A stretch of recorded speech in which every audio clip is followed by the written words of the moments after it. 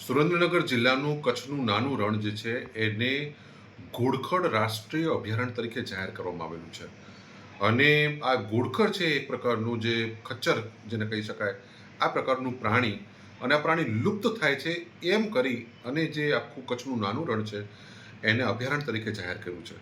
પરંતુ દુઃખની વાત એ છે કે આ જે ઘોડખરો છે એ મોટાભાગના અભયારણ્ય છોડી અને આજુબાજુના 40-50 કિલોમીટર દૂર સુધીના બધા જ ગામડાઓમાં ફેલાઈ ગયા છે. અને 100-150-150ના ટોળાની અંદર એ ખેતરોના ઊભા પાકને ભયંકર નુકસાન કરી રહ્યા છે.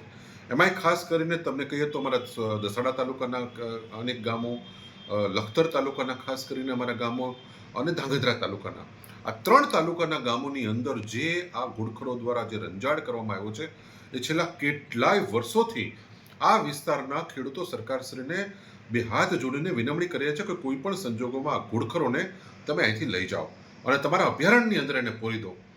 અને દુર્ભાગ્યની વાત એ છે કે જો કોઈ ખેડૂત આ ઘોડખરોને દંડો લઈને મારીને જો એને ભગાવવાની કોશિશ કરે તો પણ એની ઉપર એ ફોરેસ્ટ એક્ટ અને વાઇલ્ડલાઇફ એક્ટ તરીકે એના ઉપર કેસ થઈ શકે અને એને જેલની સજા થઈ શકે.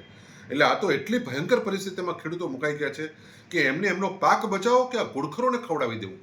અને એના કારણે ખેડૂતો સતત પાયમાલ થઈ રહ્યા છે.